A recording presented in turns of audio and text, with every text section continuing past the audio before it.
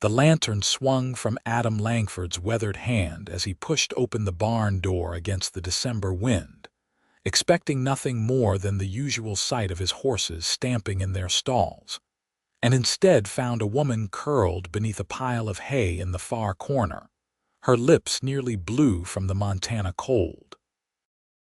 Adam froze, his breath visible in the frigid air of that winter night in 1882. The woman stirred at the creak of the door, her eyes flying open with the wild look of a cornered animal. She scrambled backward into the hay, her thin dress offering little protection against the elements, and Adam could see she was shaking so violently her teeth chattered. "Easy now," Adam said, keeping his voice low and steady as he would with a frightened horse. "I am not going to hurt you." The woman stared at him with wide hazel eyes, her dark blonde hair tangled with bits of straw. She looked to be in her early 20s, with a face that might have been pretty if not gaunt with hunger and exhaustion.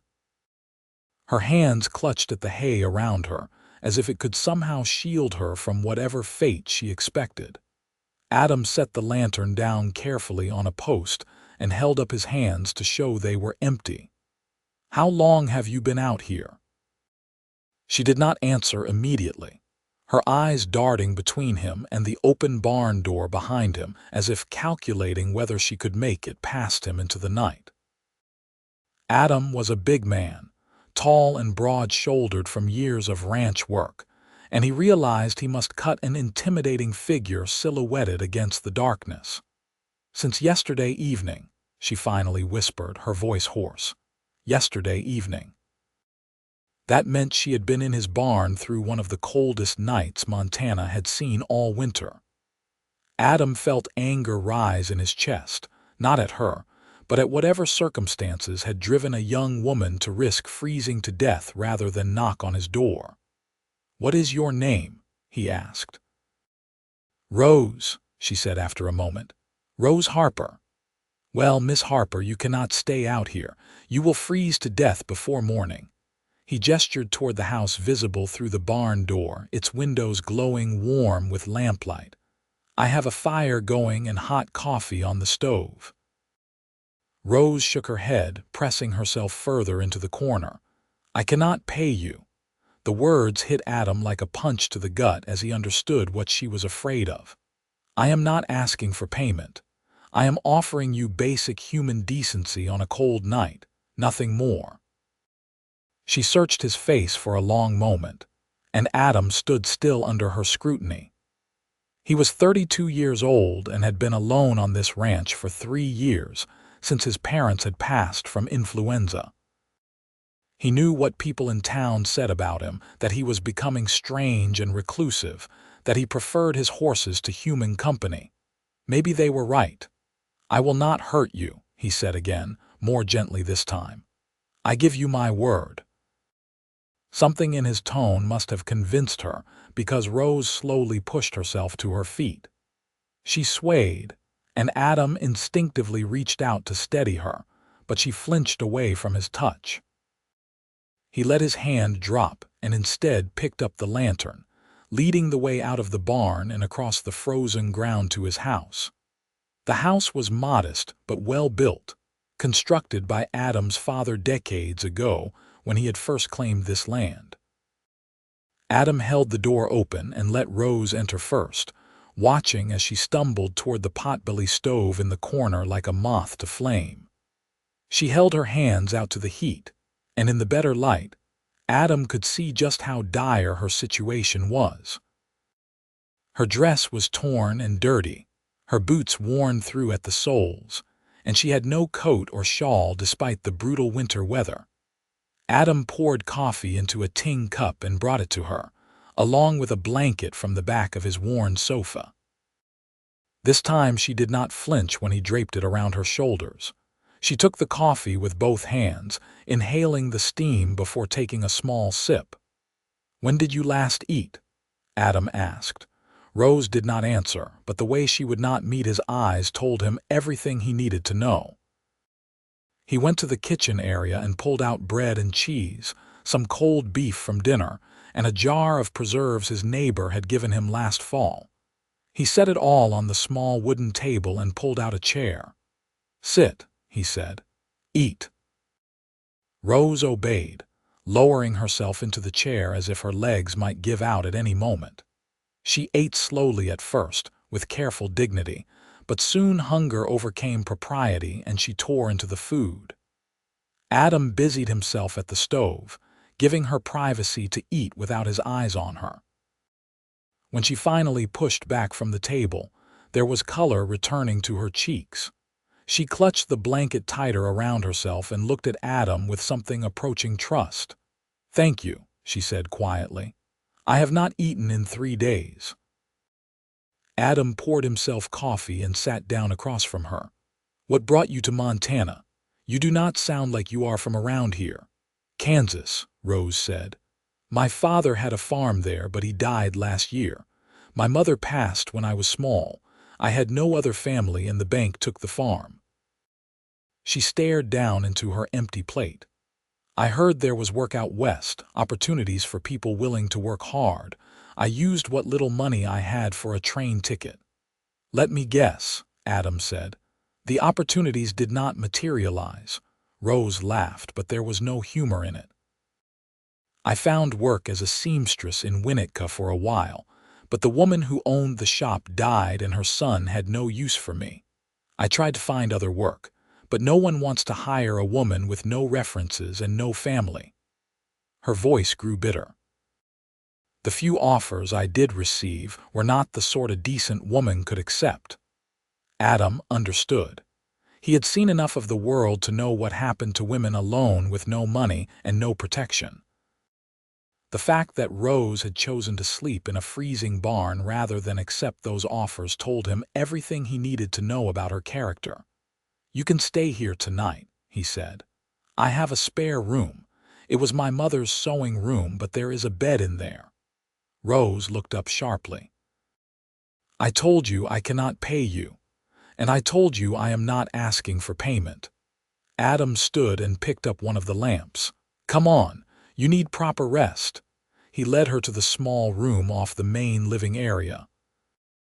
It was clean but dusty from disuse, with a narrow bed covered in one of his mother's quilts, a small dresser, and a rocking chair by the window. Rose stood in the doorway, looking at the room as if it were a palace. "I will be right across the hall if you need anything," Adam said. "There is water in the pitcher and a clean towel in the drawer." "Why are you doing this?" Rose asked suddenly. "You do not know me. I could be anyone." Adam considered the question. 3 years ago, my parents died within days of each other. Half the town turned out for the funeral, telling me how sorry they were, offering prayers and casseroles. But after the food was eaten and the condolences spoken, they all went back to their lives. I was alone." He met her eyes. "I know what it is like to need help and have nowhere to turn. If I can spare someone else that feeling, I will." Rose's eyes filled with tears. "Thank you," she whispered. Adam nodded and left her, closing the door gently behind him.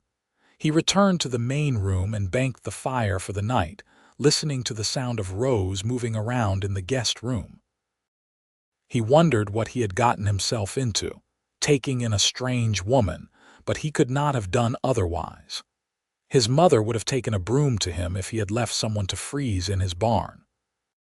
He lay awake for a long time in his own bed, staring at the ceiling and thinking about the woman across the hall.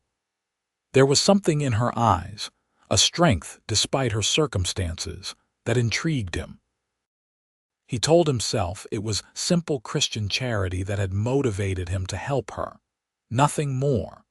When Adam woke the next morning, he was not sure if Rose would still be there or if she would have slipped away during the night.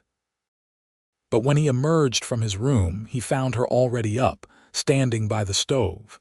She had clearly washed her face and hands and had done her best to tidy her hair, though she still wore the same ragged dress. "I hope you do not mind," she said, gesturing to the coffee pot on the stove. "I made coffee. I do not mind at all." Adam poured himself a cup and was surprised to find it was good coffee, better than he usually made himself. "Did you sleep well?" "Better than I have in months," Rose admitted. "That bed is the most comfortable thing I have felt in a long time." They stood in awkward silence for a moment, and Adam realized he had no idea what happened next. He had acted on instinct last night, but now, in the cold light of morning, he had to figure out what to do with a house guest. "I need to check on the horses and do the morning feeding," he said finally. "You are welcome to stay here where it is warm. I could help," Rose offered. "I grew up on a farm. I know my way around animals." Adam studied her. She was still too thin and clearly exhausted, but there was determination in her voice. "The work is hard," he warned. "I am not afraid of hard work." They bundled up against the cold, and Adam found an old coat of his mother's that Rose could wear. It was too big on her, but it was warm. Together they walked out to the barn, and Adam showed her around his small operation. He had 20 horses, some for breeding and some he trained for sale, along with a milk cow, chickens, and a pig. Rose proved true to her word. She knew how to handle the animals, moving among them with confidence. She collected eggs from the hen house without complaint despite the cold, and she helped Adam distribute hay to the horses with practiced efficiency. "You are not lying about growing up on a farm," Adam observed as they worked. "My father believed everyone should know how to work," Rose said. "He taught me everything he knew. I can plow a field, birth a calf, and fix a fence as well as any man." She smiled slightly. "Not that those skills did me much good in town." They worked together in companionable silence, and Adam found himself enjoying the company more than he wanted to admit. It had been a long time since he had someone to share the work with, someone who understood the rhythm of ranch life. When they finished the morning chores and returned to the house, Adam heated water for Rose to wash properly while he prepared breakfast. She emerged from her room looking more human, though the same worn dress hung on her thin frame. "I need to go into town this afternoon for supplies," Adam said as they ate. "You should come with me. We can see about getting you some proper clothes." Rose's expression shuddered. "I told you, I have no money." "Consider it payment for your help this morning," Adam said. "I can always use another hand around here, and you cannot work in that dress." "Are you offering me a job?" The question hung in the air between them. Adam had not consciously thought it through, but as soon as she said it, he realized that was exactly what he was doing. "Room and board and a small wage," he heard himself say. "If you want it. Winter is the slow season, but come spring there will be plenty of work with the foaling and training." Rose stared at him, her eyes wide. "You would hire me? Just like that? You said yourself you are not afraid of hard work, and I could use the help. My ranch is not big, but it is more than one person can handle alone." He met her gaze steadily. "If you would rather move on, I understand. But the offer stands if you want it." Rose was quiet for a long moment, and Adam could see the thoughts racing behind her eyes. She was weighing her options, trying to decide if she could trust him, if this was real or some kind of trap. "I would like that very much," she said finally. "Thank you, Mr. Langford." "Adam," he corrected. "If we are going to be working together, might as well use first names." "Adam," she repeated, and something about the way she said his name made warmth spread through his chest. They drove into Winnetka that afternoon in Adam's wagon, the 2 horses pulling them along the frozen road. The town was small, just a main street with a general store, a saloon, a church, a doctor's office, and a few other businesses. People stared as they passed, and Adam could feel the weight of their curiosity. He so rarely came to town these days that his appearance alone would have drawn attention, but with a woman beside him, he knew the gossip would spread like wildfire. At the general store, Adam picked out practical items for Rose, sturdy work dresses, a warm coat, proper boots, undergarments, and a nightgown. The storekeeper, a thin woman named Mrs. Perkins, watched with barely concealed interest. "Did not know you had company out at your place, Adam," she said as she wrapped the purchases in brown paper. "Rose is helping me with the ranch work," Adam said evenly. "She will be staying on." He could see the calculations happening behind Mrs. Perkins' eyes, the questions she wanted to ask but would not dare voice to his face. Let them talk, he thought. He knew his own intentions were honorable, and that would have to be enough. Rose was quiet on the ride back to the ranch, clutching her packages in her lap. "People were staring," she said finally. "People always stare at anything different," Adam replied. "They will get used to it." "Will they?" Rose turned to look at him. "A single woman living with a single man, I know what they will say." "Do you care what they say?" Rose considered this. "I have learned that people will think what they want regardless of the truth, but I do not want to damage your reputation. My reputation can handle it." Adam guided the horses around a rut in the road. "Besides, if it bothers you that much, we could get married." The words were out before he could stop them, and Adam felt his face heat despite the cold air. Rose stared at him in shock. "I am sorry," Adam said quickly. "That was inappropriate. I did not mean to suggest anything improper. I just meant that if you are worried about appearances, that would solve the problem." "You do not even know me," Rose said, her voice faint. "No," Adam agreed. "But I know you are brave enough to face a Montana winter alone rather than compromise your values. I know you are not afraid of hard work, and I know you have been kind to my animals and respectful in my home. That is more than many marriages start with." They rode the rest of the way in silence, and Adam cursed himself for being a fool. He had no business proposing marriage to a woman he had known less than a day, even if it was meant practically rather than romantically. She must think him insane. But that night, as they sat by the fire after dinner, Rose spoke up. "Were you serious about marriage?" Adam looked up from the harness he was mending. "I did not mean to offend you." "You did not offend me," Rose said. "I am just trying to understand why you would make such an offer." Adam set down the harness and considered his words carefully. "I have been alone for 3 years. Not just lonely, but truly alone. This ranch needs work that I cannot do by myself, and come spring it will be even harder. You need a home and security. It seems like we could help each other." "That is not what marriage is supposed to be about," Rose said softly. "My parents loved each other very much.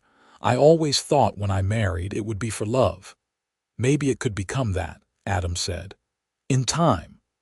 Rose studied him in the firelight, and Adam tried not to squirm under her scrutiny. He was not a handsome man, he knew that. His face was too weathered, his hands too rough, his manner too plain. But he was honest and hardworking, and he would treat her well. That had to count for something. "Can I think about it?" Rose asked.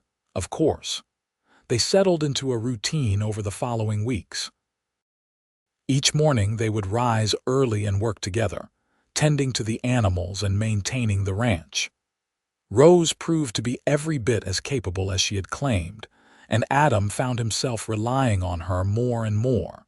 She had a gentle touch with the horses, and they responded to her with trust. In the evenings, they would sit by the fire and talk.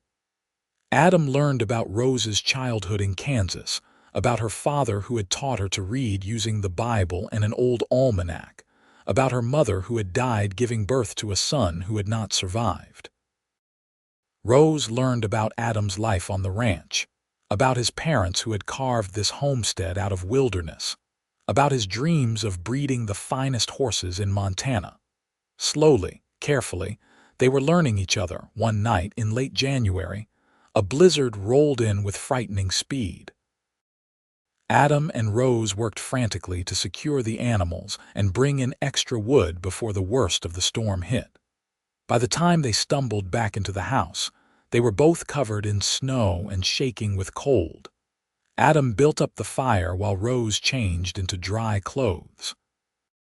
The wind howled outside, rattling the windows, and Adam knew they were in for a long night. He had seen storms like this before, had weathered them alone in this house, but somehow having Rose here made it feel less frightening. They huddled close to the stove, listening to the wind scream. At one point, there was a tremendous crash from outside and Rose jumped. "Just a tree branch," Adam said. "The house is solid. We are safe." Rose nodded, but he could see she was frightened.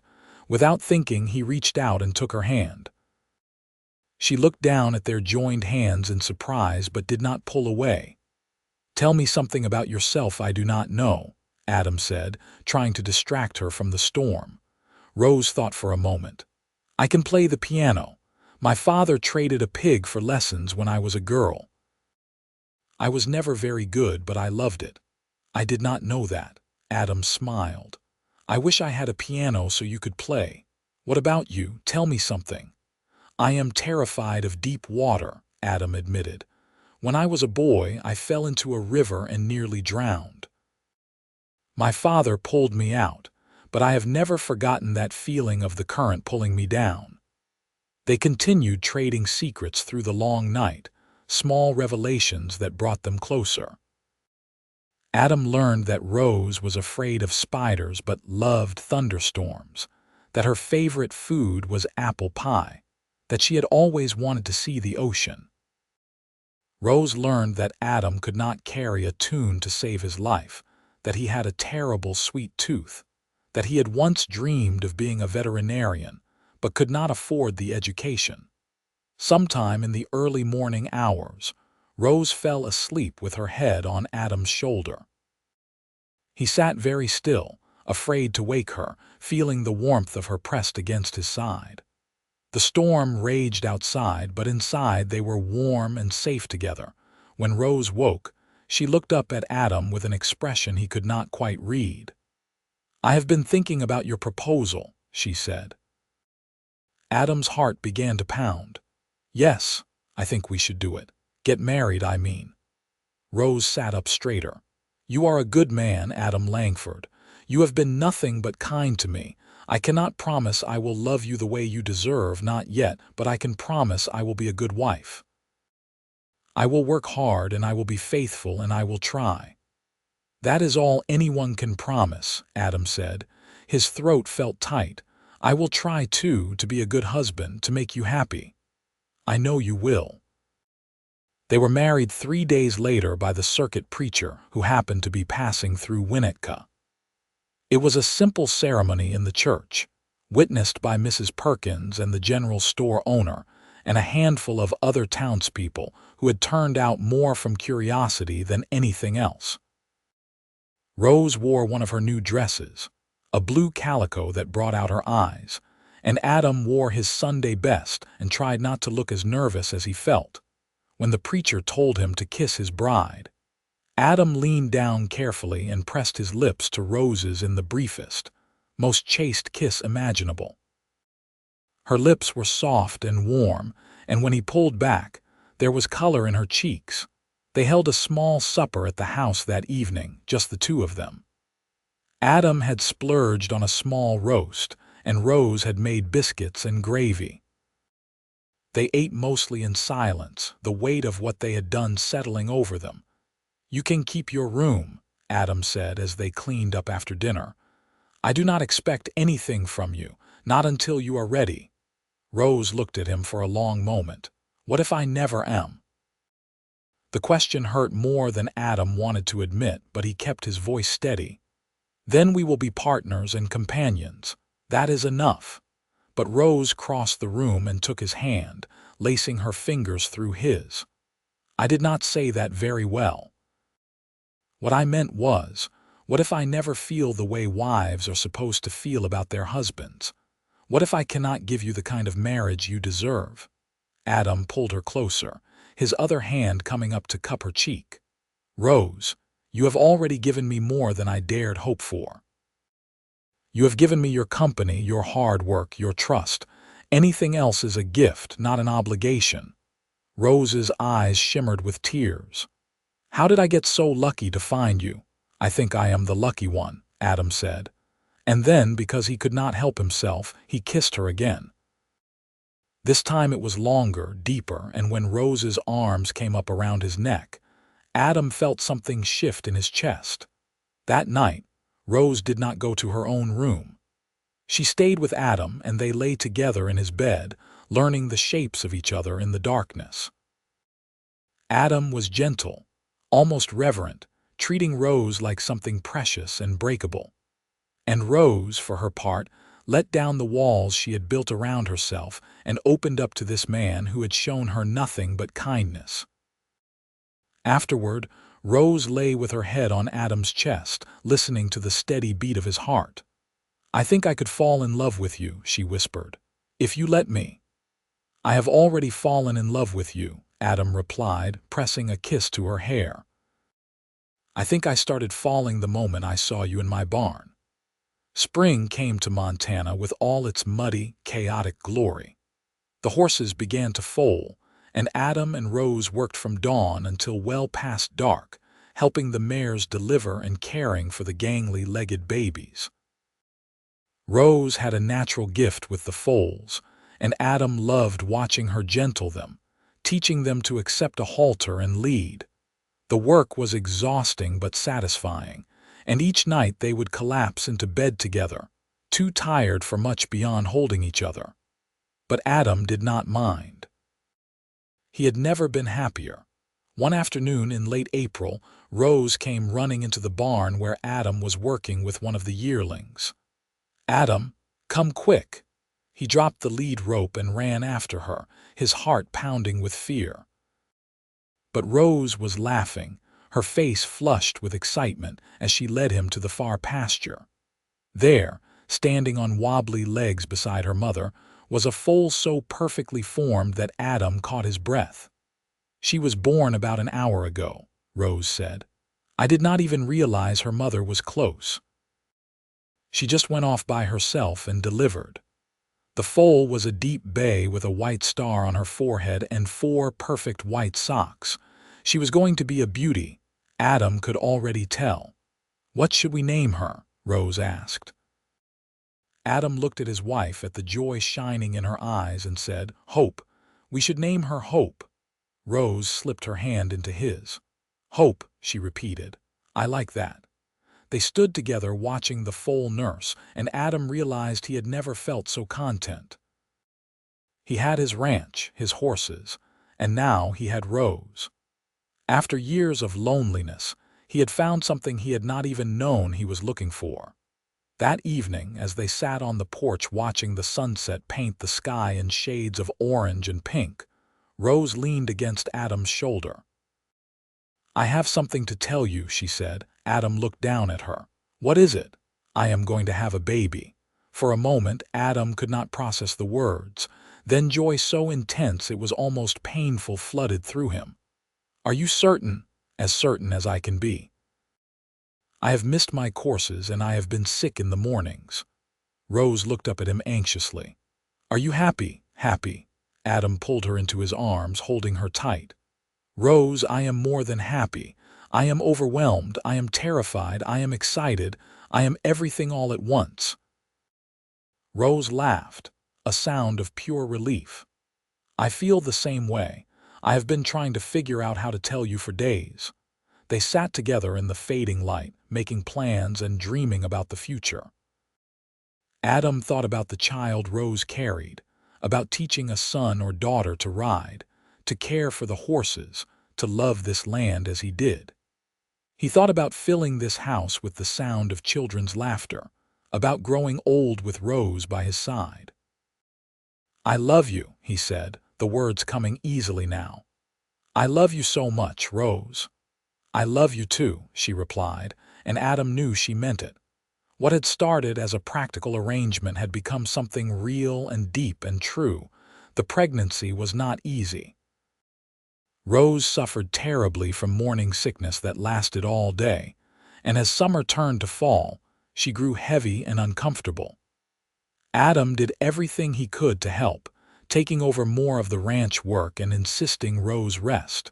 But Rose was stubborn. She continued to help with the horses, continued to work in the garden she had planted that spring, continued to keep the house spotless despite Adam's protests. "I am pregnant, not dying," she would say whenever he fussed over her. Women have been doing this since the beginning of time. In November, as the first snow began to fall, Rose went into labor. Adam rode into town for the doctor in a panic, and the hours that followed were the longest of his life. He paced the main room while the doctor attended to Rose, listening to her cries of pain and feeling utterly helpless. Finally, just as dawn was breaking, he heard a new sound, the thin, reedy cry of a baby. The doctor emerged looking tired but pleased. "You have a son, Adam, a healthy boy, and your wife did beautifully." Adam rushed into the bedroom and found Rose propped up against the pillows, exhausted but smiling, holding a small bundle wrapped in blankets. She looked up as he entered, her eyes shining with tears. "Come meet your son," she said. Adam crossed the room on shaking legs and looked down at the tiny face peeking out from the blankets.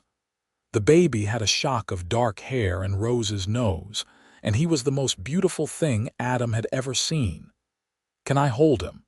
Adam asked. Rose carefully transferred the baby into his arms, and Adam cradled his son against his chest, overwhelmed with love and protectiveness. This tiny person was his and Rose's, the physical embodiment of their love. "What should we name him?" Rose asked. Adam thought for a moment. "What about Andrew, after your father?" Rose's eyes filled with fresh tears. "You remembered." "Of course I remembered." Adam sat carefully on the edge of the bed, still holding Andrew. "Everything you have ever told me, I remember." They named him Andrew Lawrence Langford, and he was baptized on a cold Sunday in December, exactly 1 year after Adam had found Rose in his barn. As the preacher poured water over Andrew's head and the baby wailed in protest, Adam reached for Rose's hand. She squeezed his fingers and smiled at him, and Adam thought about how much his life had changed in 1 year. He had gone from a lonely man existing in isolation to a husband and father, surrounded by love. He had his family, his ranch, and a future that stretched out bright and full of promise. The years passed in a blur of work and joy. Andrew grew into a bright, curious boy who followed Adam everywhere, asking endless questions about the horses and the ranch. When he was 3, Rose gave birth to a daughter they named Alice, a tiny thing with her mother's hazel eyes and her father's serious demeanor. Adam expanded the ranch, buying more land and more horses. Rose's skill with the animals became known throughout the territory, and people came from miles around to buy horses trained by the Langfords. They built a new barn and added rooms to the house, filling it with the chaos and love of a growing family. On winter evenings, they would gather by the fire, Rose mending clothes while Adam carved wooden toys for the children. Andrew would beg for stories, and Adam would tell him about the old days, about coming to Montana with his parents, about the hard work of building something from nothing. He never told Andrew about how he had met Rose, about finding her half frozen in the barn. That was their story, private and precious, and they kept it to themselves. But sometimes, when the children were asleep and they lay together in the darkness, Rose would trace her fingers over Adam's face and whisper, "Thank you for saving me." And Adam would pull her close and reply, "You saved me too." When Andrew was 7 and Alice was 4, Rose told Adam she was pregnant again. This time the pregnancy was easier, and in the spring she delivered twin girls they named Emma and Alina. The house was full to bursting with noise and life, and Adam could not have been happier. He watched his children grow, teaching them to ride and work the ranch, instilling in them the values his parents had taught him. He watched Rose bloom into motherhood, somehow managing to run the household, help with the ranch work, and still find time to gentle the horses she loved. On quiet mornings, he would wake before dawn and lie in bed watching Rose sleep, marveling that this was his life. That the lonely man who had resigned himself to solitude had found not just love but a whole life full of richness and meaning. One evening, when Andrew was 15 and talking about starting his own ranch someday, when Alice was 12 and more interested in horses than anything else, when the twins were 10 and getting into constant mischief, Adam stood on the porch watching his family. Rose came out to stand beside him, her hair now streaked with silver but her face still beautiful to him. She slipped her hand into his, a gesture that had become as natural as breathing over their 18 years of marriage. "What are you thinking about?" she asked. "About how lucky I am," Adam replied. "About how one freezing night changed everything." Rose leaned her head against his shoulder. "I think about that too sometimes, about what would have happened if you had not found me that night, or if you had not been kind. I could not have been anything else." Adam kissed the top of her head. "You needed help and I was able to give it, that is all."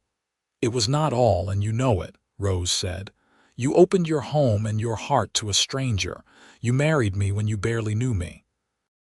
You gave me everything I had lost and more." "You gave me everything too," Adam said.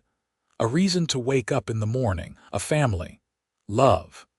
They stood together in comfortable silence, watching the sun set over the Montana mountains.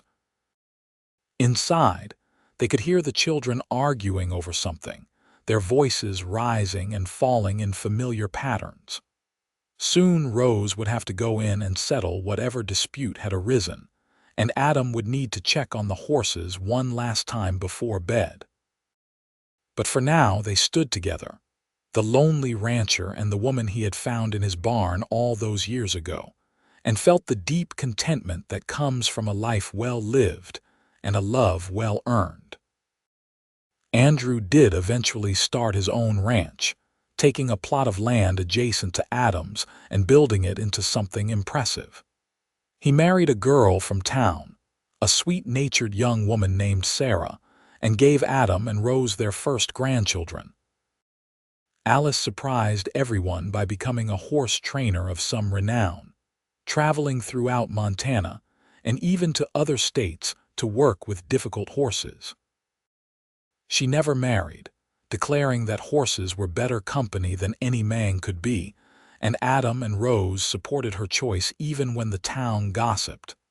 Emma and Alina, inseparable as always, opened a general store in Winnetka together.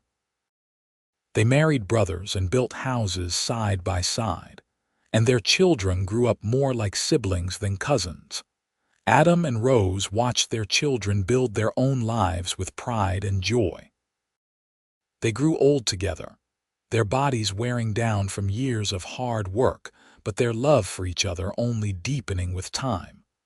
On their 30th wedding anniversary, Adam took Rose back to the barn where he had first found her. It had been rebuilt and expanded over the years, but the corner where she had huddled in the hay was still there. "I cannot believe it has been 30 years, Rose said, looking around the barn. "Sometimes it feels like yesterday, and sometimes it feels like a lifetime ago."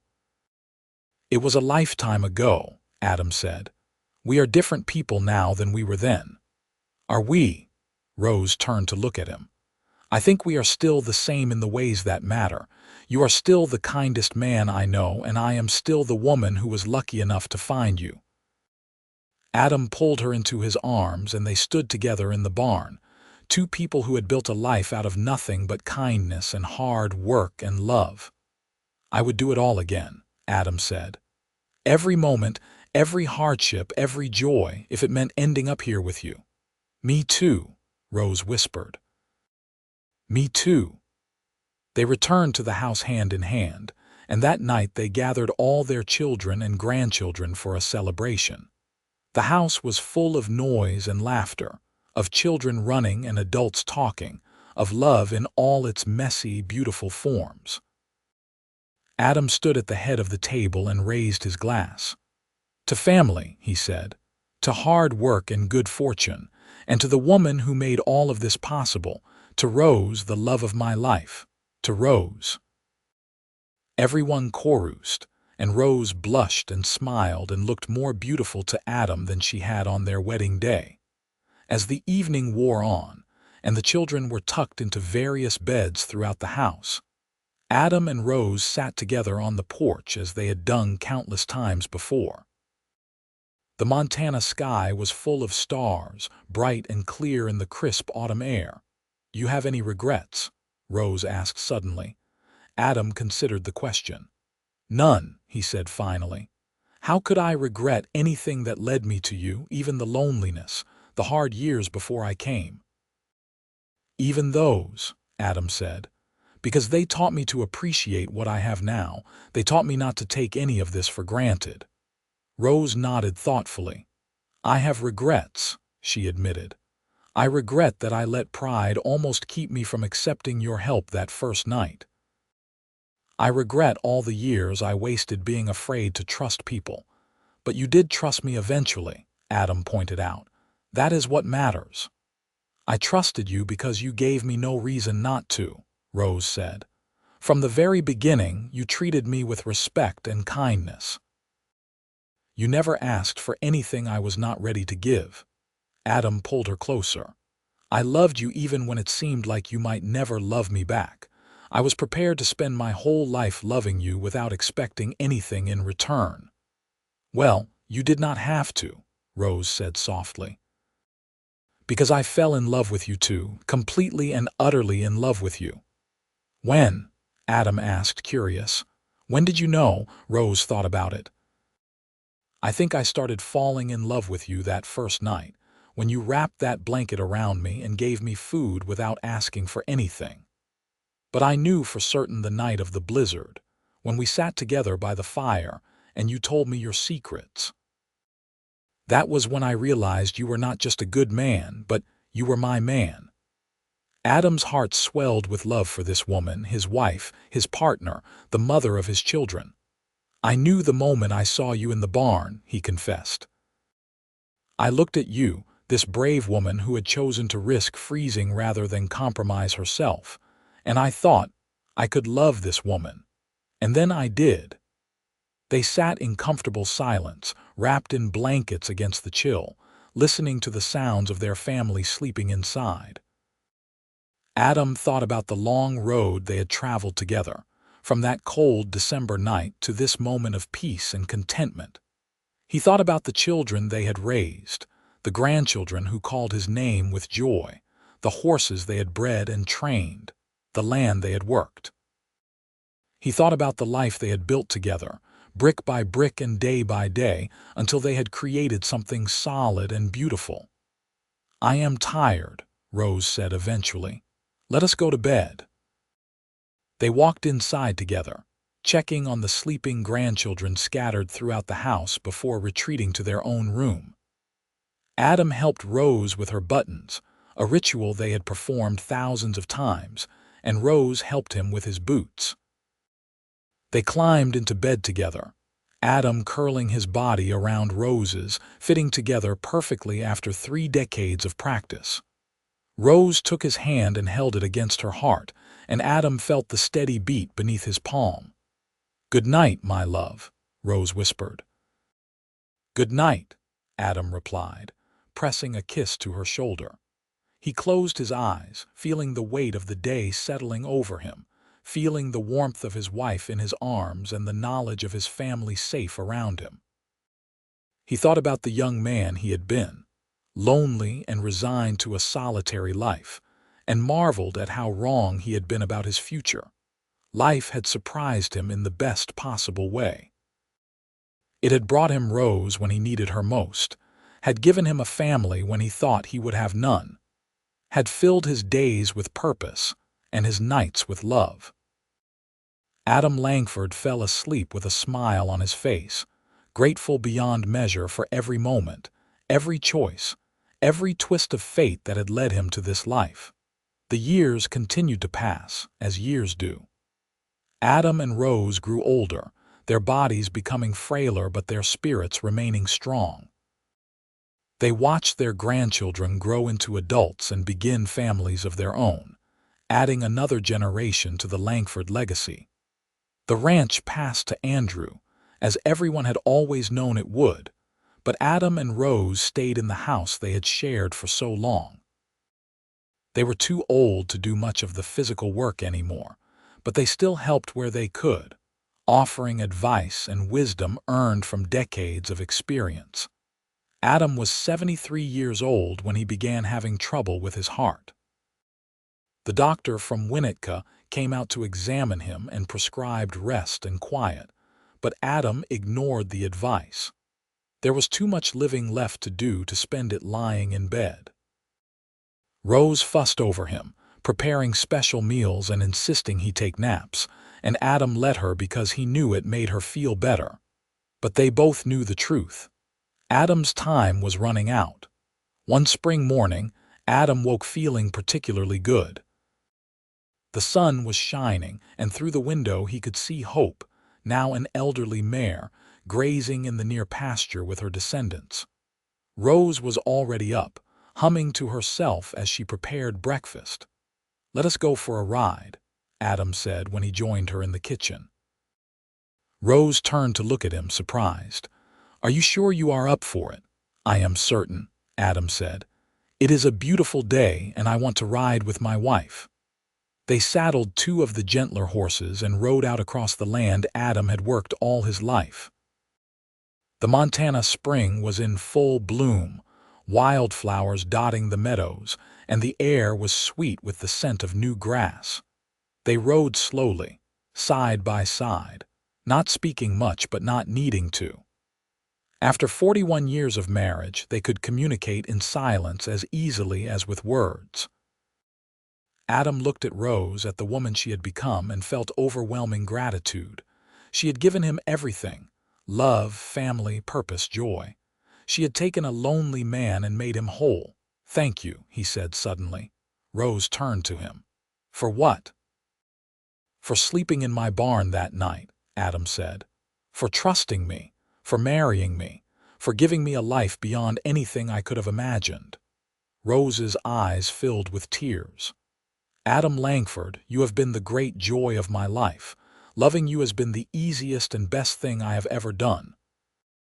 They stopped the horses, and Adam leaned over to kiss her, a kiss full of decades of love and devotion. When they pulled apart, Rose was smiling through her tears. "Take me home," she said. "I want to spend the rest of the day with you." They rode back to the ranch and spent the afternoon sitting on the porch, watching the world go by. Their children came to visit, bringing grandchildren and great-grandchildren with them, and the house filled with the noise and love that had always characterized the Langford home. As evening fell and the family began to depart, Adam felt a deep tiredness settling over him. Rose helped him to bed, and he lay back against the pillows with relief. "Stay with me," he said, reaching for her hand. "Always," Rose replied, climbing into bed beside him. Adam closed his eyes, feeling Rose's hand in his, hearing the familiar sounds of the house settling around them. He thought about that December night so long ago, about the choice he had made to help a stranger, about all the beautiful things that had grown from that one act of kindness. He had lived a good life, a full life, a life rich with love and meaning. And as he drifted off to sleep for the last time, Adam Langford was at peace. Rose knew he was gone when the sun rose. She lay beside him for a long time, holding his hand, saying her goodbyes to the man who had saved her in every way a person could be saved. The funeral was large, with people coming from all over Montana to pay their respects. Adam had been well loved, known for his fair dealing and kind heart, and the church overflowed with mourners. But after the service, after the burial in the small cemetery next to his parents, after all the food had been eaten and the condolences spoken, Rose returned to the empty house alone. She walked through the rooms, touching things that had belonged to Adam, remembering the chair where he sat to read the paper, the hook where he hung his hat, the bed they had shared for 4 decades. Rose allowed herself one night to grieve fully, to cry until she had no tears left.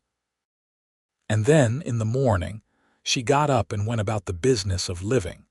She had been 22 years old when Adam found her in his barn, a frightened woman with no future and no hope.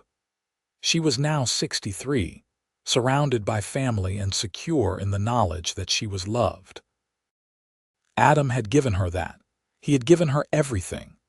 Rose lived another 12 years, staying active and involved in the ranch and the lives of her family. She spoiled her great-grandchildren and offered advice to her grandchildren and remained a pillar of strength for her children. But there was a sadness in her eyes that had not been there before, a loneliness that came from missing the other half of herself. She and Adam had been together for so long that being without him felt wrong, like walking around with a limb missing. On a warm summer evening, Rose gathered all her family together. They came from near and far, filling the house one last time. Rose looked at them all, at the family she and Adam had created, and felt proud. "I want you to know," she told them, "that I have lived the most wonderful life. Your father gave me everything I ever wanted and more than I ever dreamed possible, and you all have been my greatest joy." Her children looked at her with concern, hearing the note of farewell in her voice, but Rose just smiled and patted their hands. That night, Rose went to bed in the room she had shared with Adam. She lay down in their bed and she closed her eyes and she let go. In the morning, they found her looking peaceful, a slight smile on her face, as if she had seen something wonderful in her dreams. They buried her next to Adam, as she had requested. The entire town turned out for the funeral, remembering the woman who had come to Montana with nothing and had become one of its most beloved citizens. Andrew spoke at the service, his voice breaking with emotion. "My mother used to tell us that the greatest gift we could give someone was kindness without expectation of return. She and my father lived that every day of their lives. They built something beautiful together, not just this ranch, but a family and a legacy of love." The Langford Ranch continued for generations, passed down through the family and growing with each passing year. The story of Adam and Rose became family legend, told to children and grandchildren as an example of how love could bloom in the most unexpected places. The barn where Adam had found Rose was eventually torn down and rebuilt, but a small plaque was placed on the new structure, commemorating the night that had changed everything. It read simply, "Here began a love story." And in the family Bible, carefully preserved and passed down through the generations, was an entry in Adam's handwriting. December 14, 1882, found Rose, found my future.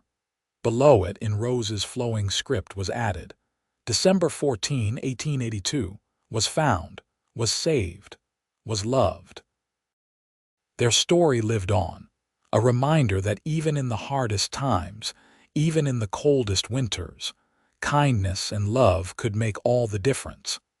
That sometimes the bravest thing you could do was open your heart to a stranger. That the greatest adventures often began with a simple choice to help someone in need.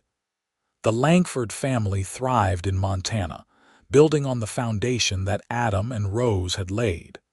They became known throughout the state for their horses, their integrity, and their generosity. The values that Adam and Rose had instilled in their children were passed down through the generations, creating a legacy that extended far beyond land and livestock. On cold December nights, when the wind howled across the Montana plains and snow piled deep against the barn, The Langford descendants would gather by the fire and tell the story of their ancestors. They would talk about the lonely rancher who opened his home and heart to a desperate woman, about how that act of kindness had created a dynasty of love. And somewhere in whatever comes after, Adam and Rose Langford smiled, knowing that their love had transcended even death, living on in the family they had created and the example they had set. They had proven that love did not always arrive with fanfare and romance, that sometimes it came quietly, wrapped in a blanket on a freezing night, offered without expectation or condition. That was their legacy, not just to their family but to anyone who heard their story. That love, real love, was built day by day through kindness, respect, and the choice to see the best in each other. That it was worth fighting for, worth building, worth nurturing through all the seasons of life. From that one cold December night in 1882, when a lonely rancher found a woman sleeping in his barn and chose compassion over indifference, a whole world had been born. A world of children and grandchildren and great-grandchildren, of horses and land and legacy, of love that endured beyond life itself. It was a story worth telling, worth remembering, worth passing down through the generations as a reminder that the smallest acts of kindness can change everything, that love can bloom in the most unexpected places, and that sometimes the greatest adventures begin with a simple choice to care about another human being. Adam and Rose Langford had lived their love story fully, completely, and without regret. And in doing so, they had created something that would never die. A family, a legacy, and a reminder that love, when given freely and received with gratitude, can transform everything it touches. Their story was complete, their circle closed, their love immortalized not just in memory but in the lives of all those who came after them. And that, in the end, was the greatest happily ever after anyone could ask for.